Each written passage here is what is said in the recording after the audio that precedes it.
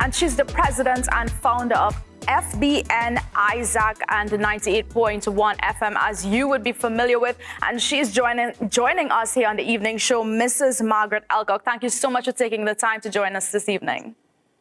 Thank you very much. It is my pleasure to be here on this program. Awesome. Well, the Family Broadcasting Network, you guys are celebrating 30 years this year. I just want to tell you all congratulations. And that's on the 13th of February, I believe you guys are celebrating that 30th anniversary. What do you have plans for that celebration? Well, we have great plans. As a matter of fact, it's family-focused broadcasting network. Our focus have always been the family. And so the timing is right. 30 years ago, I can remember the date very clearly when I started the program. It was started with a program called Sounds Glorious, which is still being done today. I am still doing Sounds Glorious today. But, you know, it was a moment in time. It did not happen by chance or by accident. It was something that was God ordained. So I stepped into that role as a broadcaster, a radio announcer, doing a radio program, which has now morphed into a ministry, a radio station. But I know that God's timing means everything. So it is my pleasure and my honor to celebrate at this time. At the time when you began, did you anticipate it being so big in terms of, you know, you're now the founder of a network? Yeah, well, absolutely not. Definitely not.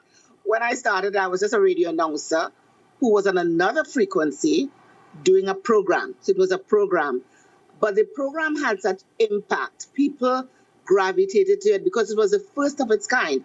A program I had about 3 hours playing gospel music, and it went through the entire nation. People were responding, particularly the Christians. They were hearing a program that they had not heard before. Yes. So gradually, it began to increase and to have a lot of attraction by various people.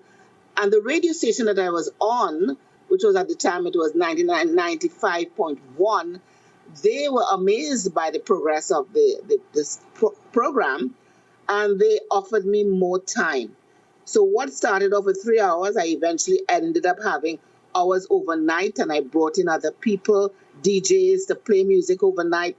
So there was an excitement and a buzz in the nation at that point in time. But never in my wildest dream did I expect it to get as big as it is today.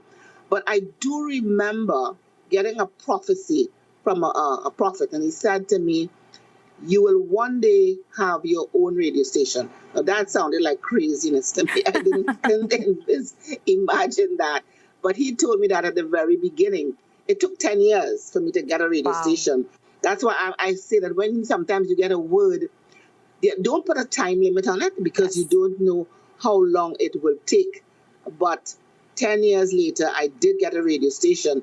But in the early days, I was building, I was getting to know people, I was getting to know music, because when I started, I didn't really know the music. So what started off as a music program went into a program that dealt with family. I had pastors coming on air and preaching the word.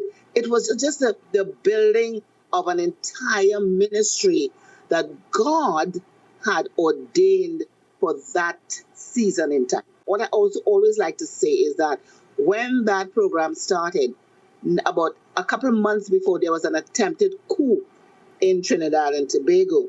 So we started just a few months after, on the 13th of February, 1991. The coup was in 1990. So this was God's timing, and everything just fitted into place. So that is why every year on the 13th of February, I celebrate. But I celebrate much more now because we have accomplished 30 years. Yes. And the number of people who have been through, the number of ministries that have grown, I am seeing, I say, my God, you're awesome in this place. You're awesome in all of our lives. And that is what this is all about. Big celebration. And why do you believe it's extremely important to have God-centered, wholesome conversations and music on the airwaves? Because, I mean, there are a lot of radio stations out there. There are a lot of different networks out there. But some of it may not always be very positive. Why do you think it's important to have that 24-hour constant positivity over the airwaves in Trinidad and Tobago? Because it's needed. People need to hear wholesome music. One of the things that we started off with, playing gospel music exclusively. We don't play secular music. We don't mix it. And in the beginning, people might have had a problem with that, but I don't really care. I am here to project the gospel. There is so much, and you know what is very amusing? When we started out 30 years ago, there were only about 4 or 5 radio stations. There was 95.1 FM, there was 7:30 AM, then there was 610, and there were just about 4 stations. Today they have over 30-something radio stations. So there are a lot of stations now that are allowed to play what they want. So everybody wants to do something in their own particular genre. Our genre is gospel. And even though within the gospel fraternity music, there are different types of gospel music, the bottom line is the message is what is coming across. And we also insist that the people who are participating and singing, they are Christians as well. So the Christian fraternity is large and huge. What we have done is to bring them together, bring the Christians together. You have a talent, bring it. This is the station for it. And when we started out, right now there were 3 frequencies that playing gospel. We were the only one for a number of years. So I really feel privileged to have been the person to start it. But because of the success of it, other conglomerates have now decided, no, we want to do gospel as well. So they have started having a station, and the other one started having a station, mainly to compete with what we had accomplished. But I believe that ours is definitely God ordained, God's timing, and that is why we are still around today after 30 years and moving ahead. And, you would have mentioned that you would have been, played a critical part in terms of starting it. And I want to ask this question, though. How vital do you think it is that the church continues to have a voice in this specific industry, the media industry? I mean, and you keep using the word ministry, and I absolutely love that. Some persons don't always match media with ministry, but it is a ministry. You guys have been ministering to thousands of persons, hundreds of thousands of persons over the years. How vital is it that the church continues to have a voice in that industry? Because I really and truly believe that we are a ministry first that owns a radio station. So when we started out, it was ministry. Then we got a radio station. So we now use a radio station to continue the ministry. And when I say ministry, it's because what comes out of us is not only the music. We have the preaching of the word by several ministers of the gospel. A lot of them, when they started out with us 30 years ago, they were quite small pastors who now have big ministries. 30 years have brought a lot of improvement and expansion to many ministries. So that is what it has been. We are a radio station, a ministry that owns a radio station. And if you really think about it now, where has the world gone? Yes. We are into media. Everything is media, social media, radio, television. And not only when we started off, we didn't even have internet. Yeah. Now today we are global. We are reaching everywhere.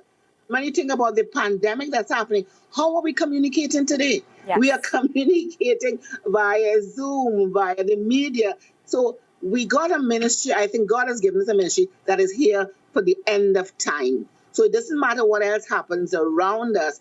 What is happening to us and through us is a major means of communication in the world today. We are a global ministry. I never, ever imagined that this would happen. But God knows. He's a God of all times and of all seasons. He sees things long before they happen.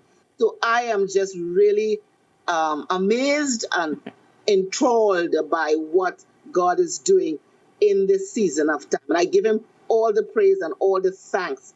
And one of the other things that I want to say too is that our focus has always been prayer and worship. Prayer, praise, and worship. So our ministry was birthed in prayer. From the very beginning, we always had a day for prayer every single week. So we've continued with that. And 30 years later, we have the same prayer day on a Thursday from 6 to 8 p.m. where we pray for the ministry, for the success, for the growth, for each other. That is what has undergirded us over the 30 years, and we do not intend to stop. Thank you so much for viewing. Don't forget to like and follow our Facebook page at ACTN Voice.